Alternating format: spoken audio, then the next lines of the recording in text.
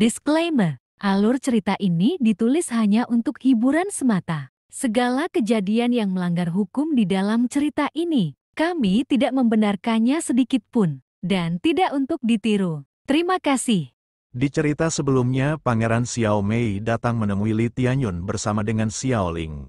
Dan kini hari pun telah berganti malam, terlihat mereka bertiga tengah berada di atas atap. Sembari menatap bulan, Pangeran Xiao Mei mengatakan jika dia tidak peduli dengan Sekte Xuanyin.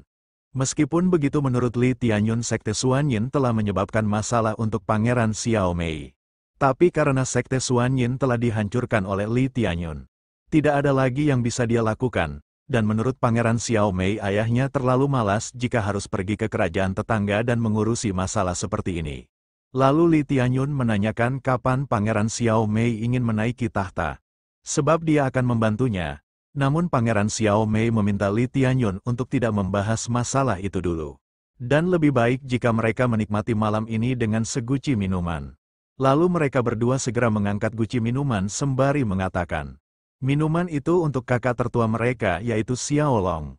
Setelah itu Li Tianyun segera meminum minuman di dalam guci itu dengan penuh kenikmatan. Di saat bersamaan Xiao Ling yang telah tertidur di sandaran Li Tianyun ngelindur dengan menyebutkan nama dari kakaknya, sembari melihat Xiao Ling. Pangeran Xiao Mei mengatakan jika belakang ini banyak orang yang datang untuk menemui Xiao Ling.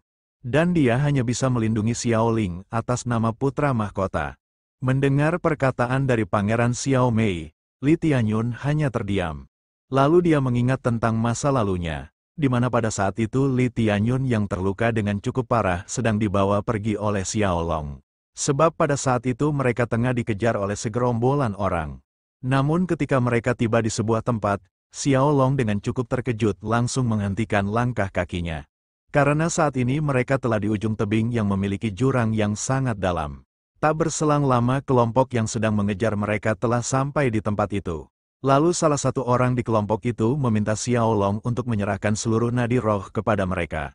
Jika dia tidak ingin kehilangan hidupnya. Namun Xiao Long mengatakan jika dia sama sekali tidak takut dengan ancaman yang mereka berikan.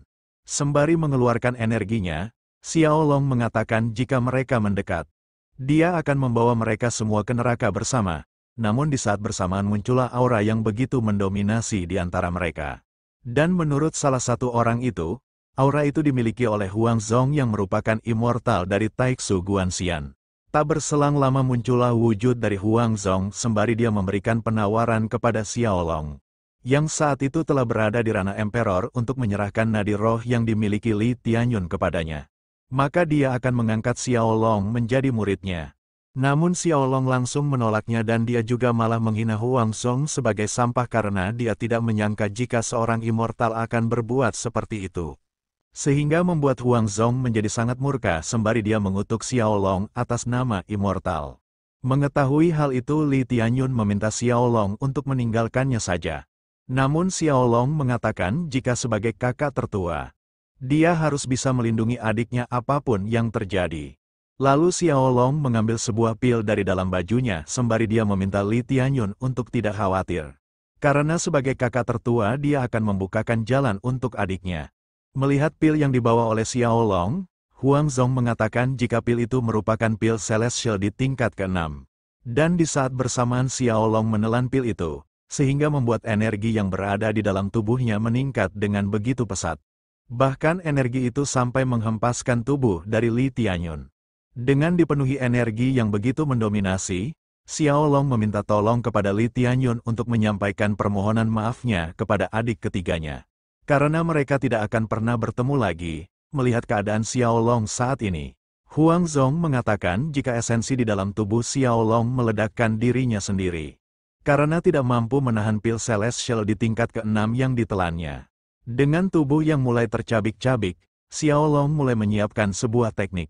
Dan setelah teknik itu selesai, tubuh Xiao Long meledak bersamaan dengan ledakan energi yang sangat dahsyat hingga menghancurkan apapun yang berada di sekitarnya. Dan Li Tianyun sendiri yang kini terhempas ke dalam jurang. Hanya bisa menangis melihat kakak tertuanya mengorbankan diri demi hidupnya. Kembali ke masa sekarang di mana Li Tianyun merasa sangat geram hingga menghancurkan guci dari minumannya. Dan di dalam amarahnya Li Tianyun mengatakan jika dia mengingat wajah mereka semua. Dan dia berjanji akan membalas mereka semua dengan tangannya sendiri. Lalu Xiao Mei ikut menimpali dengan mengatakan jika menurutnya Li Tianyun memiliki banyak sekali dendam untuk dilakukan. Sembari menatap lengannya yang mengeluarkan aura kegelapan. Li Tianyun mengatakan bahwa sepertinya dia hanya akan menghabisi lebih banyak orang. Dan dia masih memiliki waktu 2 tahun tersisa, jadi dia ingin hidup dengan tenang sebelum waktu itu tiba. Mendengar hal itu Xiao Mei hanya bisa memasang ekspresi sedih. Setelah itu Xiao Mei bertanya menurut yang dia dengar dari Jenderal Fang. Apakah benar kakak keduanya telah gagal dalam menerobos? Dan Li Tianyun hanya mengangguk untuk menjawab pertanyaan dari Xiao Mei. Lalu dia mengatakan jika dia mendapatkan pesan yang sangat rahasia bahwa ada seseorang di Sekte Qian Yuan yang telah berhasil menerobos menjadi seorang immortal. Menurutnya, orang itu meminjam metode yang digunakan oleh kakak keduanya. Jadi sudah waktunya bagi kakak keduanya menggunakan energi keberuntungannya untuk melemahkan guntur kesengsaraan. Namun Li Tianyun malah ingin melihat apakah orang itu benar-benar akan dapat melakukannya. Di saat bersamaan Li Qing muncul di belakang Li Tianyun sembari dia memberikan laporan bahwa dia mendapatkan sebuah petunjuk dari Sekte Jiuyun. Di saat Li Qing melihat ada orang lain yang berada di sana, dia merasa cukup terkejut. Namun Li Tianyun mengatakan jika Pangeran Xiao Mei adalah saudaranya. Jadi dia tidak perlu menghindarinya. Kemudian Li Qing mulai menjelaskan bahwa dia telah mendapatkan petunjuk dari tulang jiwa Xiao Ye. Pemimpin Sekte Jiuyun mendapatkan sebuah harta karun dan dia mengumumkan letak dari harta karun itu. Tapi sebenarnya yang ada di sekte adalah penggantinya. Dan letaknya yang asli berada di dekat Jiangcheng. Lalu Pangeran Xiao Mei ikut menimpali dengan mengatakan bahwa dia juga mendapatkan kabar ada sebuah fluktuasi energi di sebuah hutan di dekat Jiangcheng. Dan Jenderal Fang juga akan pergi untuk melakukan perburuan. Apakah itu terkait dengan tulang jiwa dari Xiao Ye? Namun menurut Li Tianyun hal itu tidak mungkin ada hubungannya dengan tulang jiwa Xiao Ye. Kemudian kini berpindah di keesokan paginya, di mana saat ini rombongan dari Pangeran Xiao Mei akan pergi meninggalkan Sekte Xinwu. Di tengah perpisahan itu, Xiao Ling memeluk Li Tianyun sembari dia meminta kakak kedua meluangkan waktu untuk menemuinya. Dan Li Tianyun hanya tersenyum tipis menanggapi perkataan dari Xiao Ling. Di sisi lain terlihat Xiao Zi yang tidak suka ketika melihat Xiao Ling memeluk ayahnya. Namun dia mengatasnamakan ibunya yang cemburu untuk memperingatkan Xiao Ling. Sehingga pada saat itu juga Xiao Ling menghampiri Xiao Zi dan menjewer pipinya. Sembari dia meminta Xiao Zi memanggilnya sebagai bibi. Lalu dia juga menanyakan kepada si Yanhan apakah dia cemburu kepadanya. Sembari menggelengkan kepalanya si Yanhan mengatakan tidak. Di lain sisi, terlihat Li Tianyun yang memegang pundak dari Xiao Mei sembari dia meminta Xiao Mei untuk selalu menjaga Xiao Ling. Dan Xiao Mei juga meminta Li Tianyun untuk menjaga hidupnya, karena dia yakin kutukan di dalam tubuh Li Tianyun tidak akan bisa mengendalikannya. Setelah semua itu rombongan dari Pangeran Xiao Mei berlalu pergi meninggalkan Sekte Xinwu. Lalu Li Tianyun menatap si Yanhan sembari dia mengatakan jika sudah waktunya mereka untuk berpamitan kepada ayah dan ibu, karena mereka harus segera pergi ke Jiangcheng. Kemudian kini berpindah di kediaman keluarga Si, dan terlihat Xia Jun Yue tengah bertemu dengan seorang pemuda. Dan pemuda itu merupakan keponakan dari Xia Jun Yue yang bernama Xia Yun. Ketika Xia Yun akan pergi dari tempat itu, dia merasa cukup terkejut ketika melihat kedatangan Si Yanhan bersama dengan Li Tianyun. Dengan nada sombong Xia Yun bertanya kepada Si Yanhan apakah dia sepupunya. Tanpa menjawabnya, Li Tianyun hanya menggeser posisinya yang sebelumnya berada di belakang Si Yanhan, kini dia berada di depan Si Yanhan. Dan dengan sok akrab Xia Yun menepuk lengan Li Tianyun sembari dia mengatakan jika Li Tianyun memiliki cukup keberuntungan. Namun dia juga menjelaskan jika masih ada kompetisi selanjutnya yang akan diadakan di Jiangcheng. Dan di saat bersamaan Xia Yun menyalurkan sebuah energi ke dalam lengan Li Tianyun. Setelah itu Xia Yun berpamitan pergi sembari dia mengatakan jika mereka akan berjumpa lagi di Jiangcheng. Dan dia pun berlalu pergi meninggalkan kediaman keluarga Si. Setelah kepergian Xia Yun, Xia Jun Yue menunjukkan sebuah surat undangan sembari dia mengatakan jika ulang tahun dari kakeknya akan segera tiba. Jadi mereka harus pergi ke Jiangcheng, dan mungkin akan ada acara besar di tempat itu. Lalu Si Yanhan mengatakan jika sebenarnya mereka juga akan pergi ke Jiangcheng. Dan dia juga akan mengajak Xi Yunuan bersamanya. Xia Junyue yang mendengar hal itu sangat setuju jika Xi Yanhan mengajak adiknya untuk mewakili Sekte Xinmu. Karena ayahnya saat ini baru saja mengambil alih sekte. Sehingga masih banyak hal yang perlu dia lakukan. Dia juga merasa jika mereka berdua tidak pantas hadir di acara kali ini. Karena si Bufan pada saat itu membawanya kabur begitu saja. Dan dia juga meminta Xia Yun untuk mengurus mereka. Karena dia berpikir Xia Yun cukup dapat diandalkan. Namun Li Tianyun langsung ikut menimpali dengan mengatakan bahwa Xia Yun bukanlah orang baik. Karena dia secara diam-diam menyalurkan sebuah energi buruk ke dalam tubuhnya. Dengan cukup terkejut Xi Yanhan segera menanyakan apakah Li Tianyun baik-baik saja. Dan Li Tianyun menjelaskan jika dia tidak apa-apa, dan malah dia mengembalikan energi itu ke dalam tubuh Xia Yun tanpa dia sadari.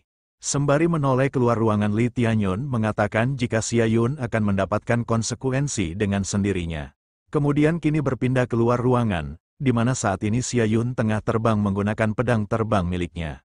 Di sisi lain terlihat Sui Feng dan Ming Yu yang saat ini sedang mengamatinya dari kejauhan. Dengan ekspresi kesal Ming Yu mengatakan jika dia ingin sekali menghabisi Xia Yun dengan tangannya.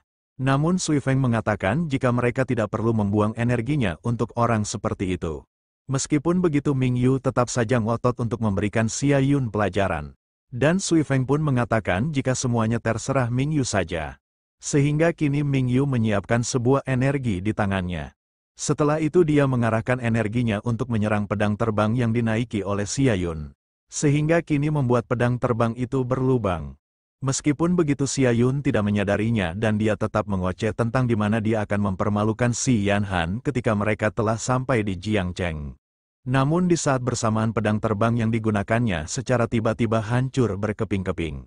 Yang membuatnya terjatuh dan hanya bisa berteriak dengan sangat keras.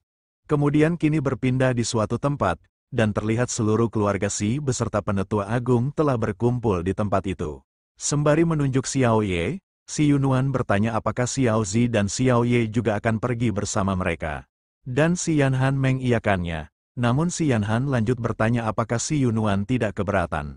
Karena dia adalah orang suci harus pergi bersama mereka. Dan Xi Yunuan meminta kakaknya untuk tidak membahas hal itu. Karena saat ini bibinya sangat ketakutan ketika melihat Li Yutian. Di sisi lain si Bufan meminta Li Tianyun untuk datang ke Jiangcheng atas nama Sekte Xinmu.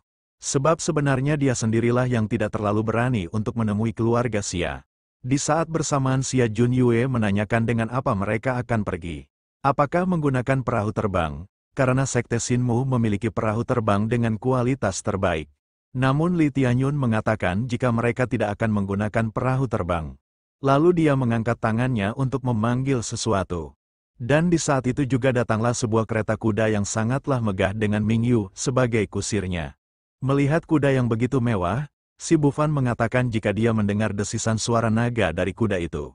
Mungkinkah itu adalah kuda naga yang sangat langka? Di sisi penetua agung merasa sangat terkejut ketika melihat Ming Yu sedang mengendari kereta kuda itu. Lalu Ming Yu segera menyapa penetua agung dengan sebutan orang tua. Sembari melihat detail dari kereta kuda itu, si Bufan merasa sangat kagum sebab kereta kuda itu juga terbuat dari bahan platinum yang tidak akan dikenali oleh sembarangan orang. Dan Xia Junyue malah terkena mental dengan mengatakan, tidak heran jika Li Tianyun sama sekali tidak tertarik dengan perahu terbang milik Sekte Xinmu. Dan dengan nada mengejek Ming Yu mengatakan jika kuda naga itu dapat menempuh ratusan mil hanya dalam sehari dengan kualitas di dalamnya setara dengan hotel bintang 5. Jadi bagaimana mungkin barang mewah seperti ini dapat dibandingkan dengan perahu terbang sampah itu? Di sisi lain Li Tianyun menyadari jika ada seorang gadis berambut hijau yang mengamati mereka dari balik semak-semak. Dan jika kalian ingat gadis lumut itu selalu ada di setiap momen penting. Jadi siapakah dia? Melihat Li Tianyun yang terdiam. Xi Yanhan menghampirinya sembari menanyakan apakah ada sesuatu yang salah. Tanpa menjawabnya Li Tianyun malah membukakan kereta itu sembari dia mempersilahkan mereka untuk memasuki kereta kuda itu. Sesampainya di dalam kereta kuda, semua orang merasa sangat terkejut. Sebab di dalam kereta itu memiliki ruangan yang sangat luas.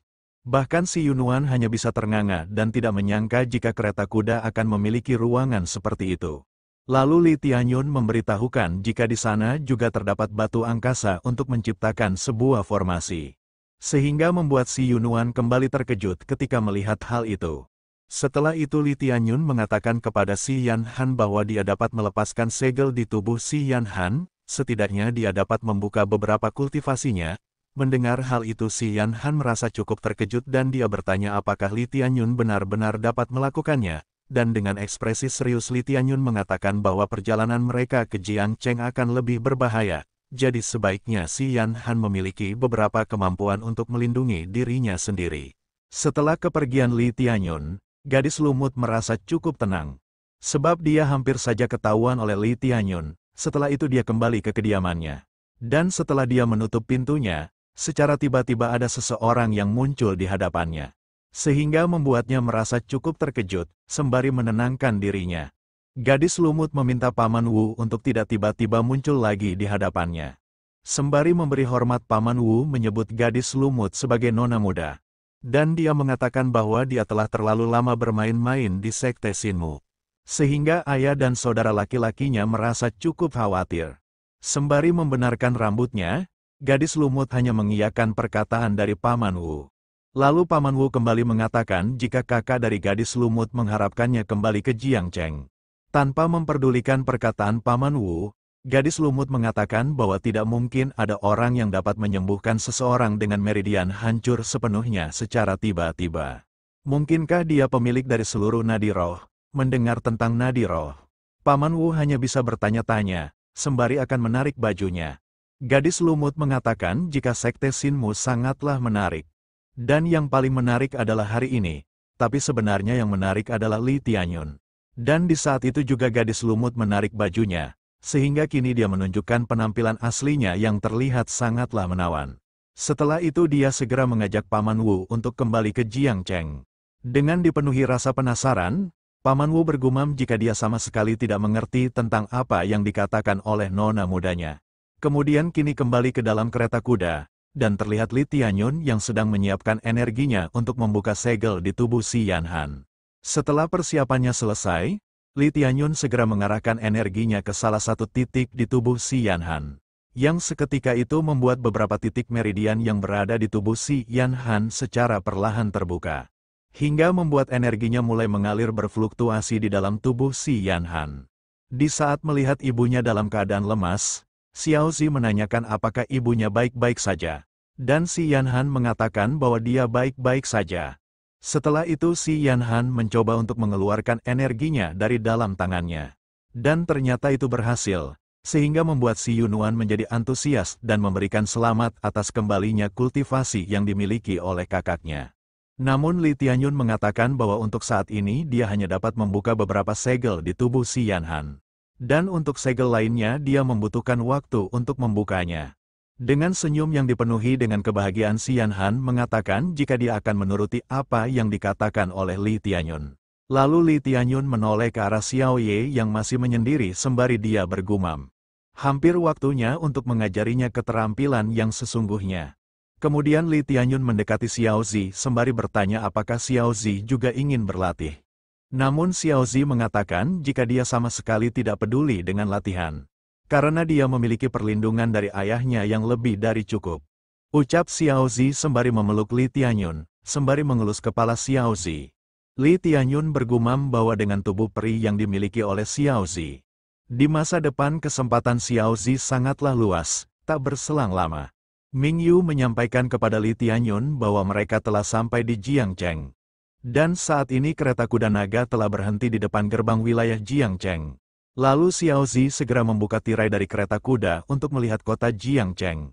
Dan di saat dia melihat gerbang kota yang begitu besar, Xiao Zi berteriak dengan keterkejutannya, namun di saat bersamaan. Tepat di hadapan kereta kuda naga, ada seorang kakek tua yang sedang dianiaya oleh seorang pemuda. Dan pemuda itu terus mencambuk kakek tua itu dengan mengatakan bahwa kakek tua itu telah sengaja menghalangi jalannya. Namun kakek tua itu membantah sembari mengatakan bahwa dia tidak sengaja melakukannya. Di sisi orang-orang yang melihatnya mengatakan jika kusir dari pemuda itu dengan sengaja menabrakkan keretanya kepada kakek tua itu. Namun salah satu orang yang berada di sana meminta orang yang tengah bercerita itu untuk diam dan tidak ikut campur. Karena di sekitar pemuda itu ada beberapa penjaga yang siap menyerang siapa saja.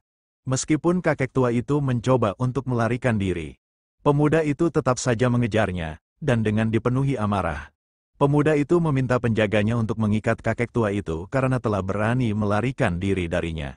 Sehingga kini beberapa penjaga segera berjalan mendekati kakek tua itu untuk menangkapnya. Namun di saat bersamaan pemuda itu dikejutkan dengan sebuah suara yang meminta mereka untuk tidak menggertak orang tua, dan ternyata suara itu berasal dari Xiao Zi yang saat ini telah turun dari kereta kuda dan menghampiri pemuda itu, sehingga beberapa orang yang melihatnya merasa sangat terkejut, dan mereka berpikir bahwa gadis kecil itu tidak mungkin akan selamat.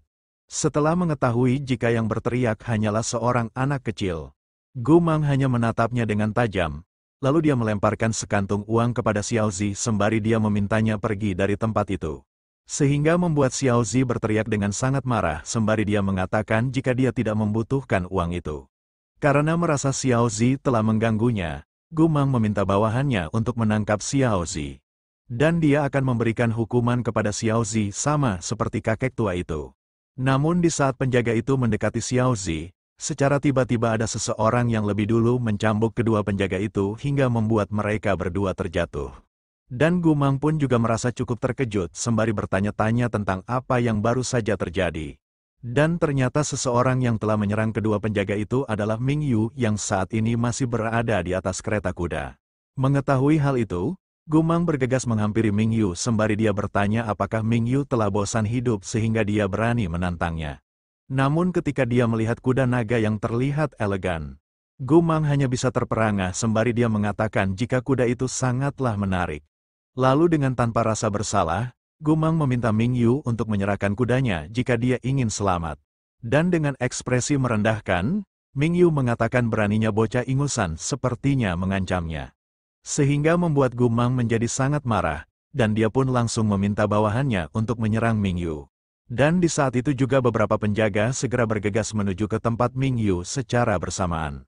Namun dengan begitu mudahnya, Ming Yu menghempaskan semua penjaga yang ingin menyerangnya. Di lain sisi terlihat Xiao Zi membantu kakek tua itu berdiri sembari dia menanyakan apakah kakek itu baik-baik saja. Meskipun dengan wajah lebam, kakek itu mengatakan jika dia baik-baik saja. Dan dia juga berterima kasih kepada Xiao Zi karena telah diselamatkan. Di lain sisi, Ming Yu masih saja menggunakan cambuknya untuk memberikan pelajaran kepada para penjaga. Setelah selesai dengan penjaga, Ming Yu menghampiri Gumang yang saat ini telah terjatuh. Dan dengan cukup ketakutan pemuda itu meminta Ming Yu tidak menyakitinya. Karena dia merupakan tuan muda dari keluarga Gu, dan dia juga mengancam Ming Yu. Jika Ming Yu berani menyentuhnya, masternya tidak akan membiarkannya pergi. Dan di saat bersamaan pemuda itu malah menyerang Ming Yu menggunakan sebuah panah yang disembunyikan di balik lengan bajunya. Sehingga panah itu melesat dengan sangat cepat ke arah wajah Ming Yu. Karena mengira serangan kejutannya telah berhasil, pemuda itu tertawa dengan sangat keras dan kembali bersikap arogan. Namun ternyata Ming Yu malah menangkap anak panah itu menggunakan giginya. Sembari dia mengatakan jika hal itu hanyalah sebuah permainan bagi anak-anak. Setelah itu Ming Yu mengembalikan anak panah itu hingga menembus salah satu lengan dari Gumang, yang membuat pemuda itu berguling-guling dengan sangat kesakitan. Dengan keadaannya saat ini, Gumang masih saja bersikap arogan. Bahkan dia juga berkata jika dia akan menghabisi Ming Yu. Namun di saat bersamaan Ming Yu mendekatkan wajahnya sembari dia meminta pemuda itu untuk mengulangi perkataannya. Dan dengan penuh ketakutan Gumang malah mengatakan jika mulai sekarang dia akan menghormati orang yang lebih tua. Sembari berjalan meninggalkan Gumang, Ming Yu meminta Gumang untuk belajar dari kejadian hari ini. Di sisi lain, Xiao Zi terlihat sangat senang sembari dia meminta kakek tua itu untuk selalu berhati-hati. Dan dia harap mereka dapat bertemu lagi di lain waktu. Setelah itu para penjaga segera membantu tuan mudanya untuk berdiri. Sembari mereka menanyakan apakah tuan mudanya baik-baik saja. Yang seketika itu membuat Gumang menjadi murka dan dia pun berteriak jika semua penjaga itu hanyalah sekumpulan sampah yang tidak berguna. Namun di saat bersamaan dia merasa cukup terkejut karena ada sesuatu yang mendekat. Dan ternyata yang mendekatinya saat ini adalah kuda naga yang menatapnya dengan sorot mata yang sangat tajam. Dan dengan terbata-bata Gumang bertanya apa lagi yang mereka inginkan. Lalu Ming Yu menatapnya dengan sorot mata yang tajam. Sembari dia mengatakan jika pemuda itu menghalangi jalannya. Meskipun begitu Gumang mengatakan jika gerbang kota begitu besar. Tapi mengapa Mingyu malah datang ke arahnya, sembari menyiapkan cambuknya. Mingyu mengatakan jika dia tidak peduli. Dan dia hanya ingin melewati jalan itu. Dan di saat bersamaan Mingyu mengarahkan cambuknya ke arah kereta kuda milik Gumang. Sehingga membuat kereta kuda itu hancur berantakan. Bahkan Mingyu juga menyingkirkan pembawa kereta kuda yang menghalangi jalannya. Setelah itu Mingyu melanjutkan perjalanannya dengan menginjak puing-puing dari kereta kuda milik Gumang yang kini tengah melarikan diri dari tempat itu. Dan di saat bersamaan orang-orang yang berada di sana mengacungkan jempol kepada Mingyu untuk menghargai atas apa yang telah dilakukan oleh Mingyu. Di lain sisi, Gumang masih saja menatap Mingyu dengan sangat kesal sembari dia meminta bawahannya untuk mencari tahu siapa sebenarnya mereka. Namun penjaga itu malah mengatakan meskipun mereka mengetahui identitas mereka, tidak mungkin bagi mereka untuk mengalahkannya. Mendengar hal itu, Gumang merasa sangat kesal dan langsung memukul bawahannya sembari dia berkata, meskipun mereka tidak bisa mengalahkannya, tapi ayahnya pasti dapat melakukannya. Namun penjaga itu malah kembali bertanya apa yang ingin tuan mudanya lakukan. Dan dengan dipenuhi amarah Gumang berteriak meminta penjaga itu untuk memberitahu masternya agar segera datang ke Jiangcheng. Dan dengan amarah yang telah memuncak, pemuda yang bernama Gumang itu berjanji akan membalaskan semua dendamnya pada hari ini. Kemudian kini terlihat kereta kuda naga telah memasuki kota Jiangcheng. Dan di dalam kereta kuda terlihat Xiao Zi menceritakan kepada ayahnya apa yang baru saja terjadi. Lalu Li Tianyun menjelaskan jika dia ingin membela ketidakadilan, dia harus memiliki kekuatan yang cukup agar tidak membahayakan dirinya sendiri dan orang lain. Namun Xiao Zi malah tertawa dengan sangat lebar sembari dia memeluk ayahnya, dan dia pun mengatakan jika dia memiliki ayah yang sangat kuat, jadi tidak ada hal yang perlu dia takutkan. Menanggapi perkataan Xiao Zi, Li Tianyun memeluknya sembari mengusap kepalanya dengan lembut. Di saat bersamaan Xiao Zi berteriak dan berterima kasih kepada Mingyu, sehingga membuat Mingyu merasa keren dan kepalanya mulai membesar. Kemudian kini berpindah di sebuah kediaman di kota Jiangcheng.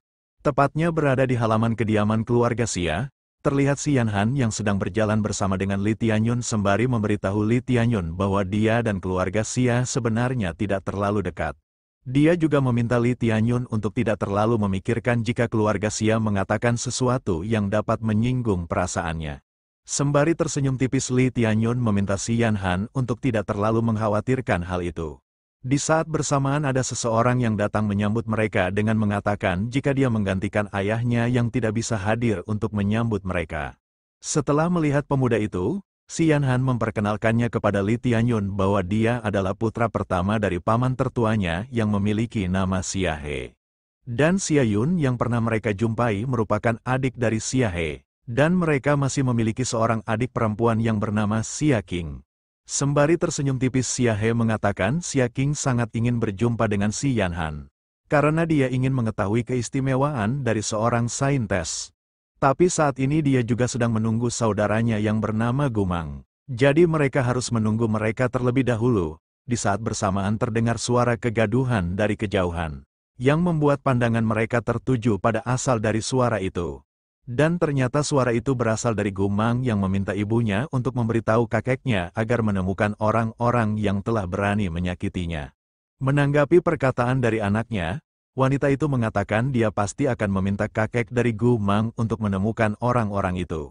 Namun di saat bersamaan Gumang dan Xiao Zi saling bertemu di tempat itu. Sehingga membuat Xiao Zi yang melihat Gumang mengatakan jika pemuda itulah yang ingin menyakitinya. Begitupun dengan Gumang yang malah menghina Xiao Zi dengan menyebutnya sebagai sang pengganggu.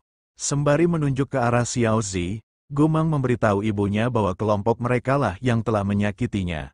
Sehingga membuat ibu Gumang yang telah sangat emosi segera bergegas menghampiri Xian Han. Setibanya di hadapan mereka, wanita itu menyadari jika mereka berasal dari sekte Xinwu.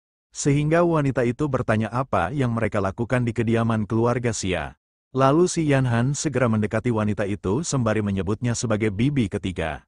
Di sisi lain terlihat Xi Yunwan berbisik kepada Li Tianyun dengan mengatakan bahwa di masa lalu ayahnya membawa kabur ibunya untuk dinikahi. Dan wanita itu merupakan bibinya yang saat ini telah menikah dengan keluarga Gu. Meskipun begitu tanpa bantuan dari ayahnya, tidak mungkin bibinya akan menikah dengan keluarga Gu seperti yang dia harapkan. Tapi sekarang dia malah memandang kami dengan begitu rendah. Kembali kepada si Yanhan yang menjelaskan kepada bibinya bahwa dia tidak mengetahui jika bocah itu adalah sepupunya. Tapi seharusnya dia tidak berbuat kejahatan sesuka hatinya di jalanan. Namun wanita itu malah menghina si Yanhan dengan mengatakan jika si Yanhan sangat pandai berbicara seperti ibunya.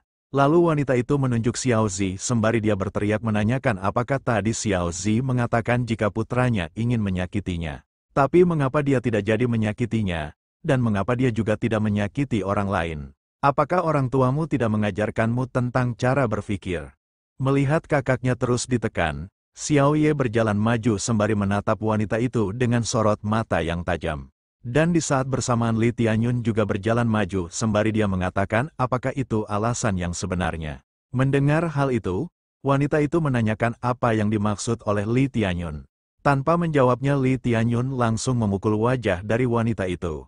Sehingga membuat wanita itu sangatlah terkejut, lalu Li Tianyun kembali mengatakan jika dia hanya ingin memukulnya.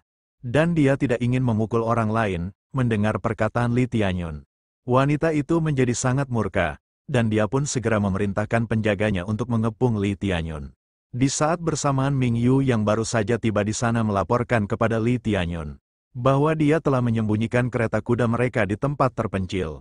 Melihat kedatangan Ming Yu, Gumang merasa cukup resah sehingga dia meminta ibunya untuk membiarkan masalah ini lebih dulu. Dan membicarakannya lagi jika ayahnya telah tiba, mendengar permintaan Gumang. Wanita itu merasa cukup terkejut dengan perubahan yang terjadi dengan Gumang. Dan kini mereka pun segera berlalu pergi meninggalkan tempat itu. Sehingga membuat Ming Yu yang melihatnya hanya terdiam sembari menanyakan apa yang sebenarnya telah terjadi. Sembari menatap kepergian bibi ketiganya, si Yanhan menghembuskan nafasnya sembari mengatakan, menurutnya keluarga Gu pasti akan menyebabkan masalah. Namun Li Tianyun segera mendekati si Yanhan sembari dia memintanya untuk tenang. Karena tidak akan ada masalah yang terjadi. Meskipun begitu si Yanhan mengatakan jika sudah pasti keluarga Gu tidak akan mungkin membiarkan semua ini begitu saja. Setelah itu Xia He mengajak mereka untuk pergi ke arena pelatihan seni bela diri bersamanya. Dan dia menegaskan bahwa mereka tidak diizinkan untuk menolaknya. Dan mereka pun hanya menuruti apa yang dikatakan oleh Xia He. Meskipun begitu si Yunuan berpikir jika Xia He juga bukanlah orang yang baik. Kemudian kini berpindah di arena pelatihan seni bela diri. Dan terlihat saat ini sedang terjadi sebuah pertarungan di dalam arena pelatihan. Dan pertarungan itu dilakukan oleh seorang murid wanita yang sedang melawan seorang murid pria. Meskipun begitu terlihat murid wanita yang lebih mendominasi dalam melakukan serangan. Dan kini murid wanita itu mengeluarkan sebuah teknik sehingga membuatnya seperti menciptakan fluktuasi energi berbentuk burung phoenix. Lalu dia mengarahkannya pukulannya untuk menyerang lawannya. Sehingga membuat murid pria itu terpental cukup jauh ke belakang. Melihat pertarungan yang begitu sengit, para penonton memuji kehebatan dari wanita yang bernama Xia Qing itu dengan menyebutnya telah berhasil membentuk tubuh sucinya. Setelah pertarungan itu selesai, Xia Qing mengatakan jika masternya cukup ceroboh ketika melawannya. Namun menurut pemuda itu, nona muda Xia Qing lah yang semakin kuat. Dan untuk pertarungan kali ini dia akan menyerah, tak berselang lama. Xia He yang telah sampai di sana segera memanggil Xia Qing untuk mendekat. Sehingga kini Xia Qing segera mendekat kepada kakaknya. Lalu di saat dia melihat orang-orang yang bersama dengan kakaknya, Xia Qing merasa cukup terkejut sembari dia menanyakan apakah mereka berasal dari sekte Xinmu. Kemudian Xia He memperkenalkan si Yanhan dan si Yunuan kepada Xia Qing. Setelah melihat kecantikan dari si Yanhan, semua pria yang berada di sana menjadi sangat terkesima. Namun di sisi lain terlihat Xia He merasa cukup kebingungan ketika dia akan memperkenalkan Li Tianyun. Sehingga si Yanhan membantunya dengan mengatakan jika pemuda di sampingnya merupakan suaminya. Yang seketika itu membuat semua pria yang tadinya mengagumi si Yanhan. Kini hati mereka dibuat hancur sehancur-hancurnya. Dan mereka mulai membicarakan rumor buruk tentang si Yanhan yang telah menyebar dan menjadi rahasia umum. Setelah itu Xia Qing mengatakan jika dia sebenarnya merasa penasaran dengan keistimewaan dari saintes sekte Xinmu. Tapi sangat disayangkan karena si Yanhan saat ini telah membuang masa depannya hanya untuk pria seperti Li Tianyun. Bahkan Xia Qing juga merendahkan si Yanhan dengan keadaannya saat ini. Lalu dia berkata kepada kakaknya bahwa sebenarnya dia tidak perlu membawa mereka ke tempat pelatihan ini. Dengan keadaan mereka saat ini, di saat bersamaan dengan nada mengejek. Si Yunuan menanyakan jika Xia Qing tidak memiliki tubuh suci apa yang bisa dia banggakan.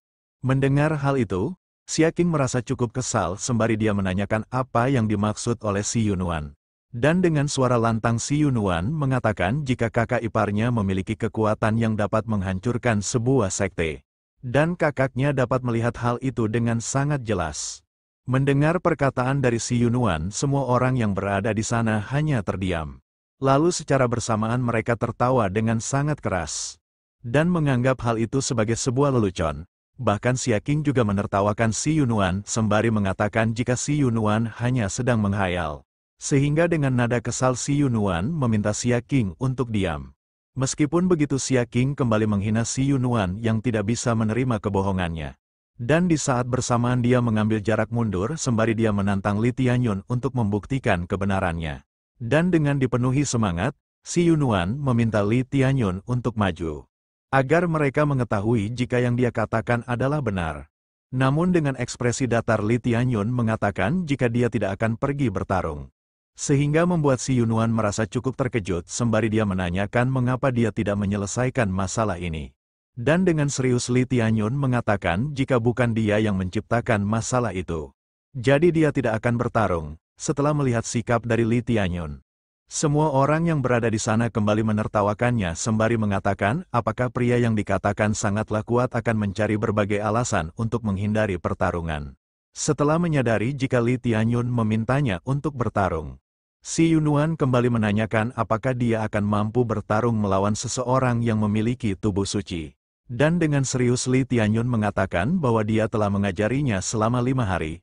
Jadi mengapa si Yunuan meragukan kemampuannya? Di lain sisi terlihat Xia Qing yang kembali mengejek si Yunuan dengan menanyakan apakah si Yunuan akan melarikan diri. Tanpa menunggunya lebih lama lagi, si Yunuan segera menaiki arena pelatihan sembari dia mengatakan bahwa dia sama sekali tidak takut dengan Xia Qing yang memiliki tubuh suci, dan dia senantiasa akan menerima tantangannya.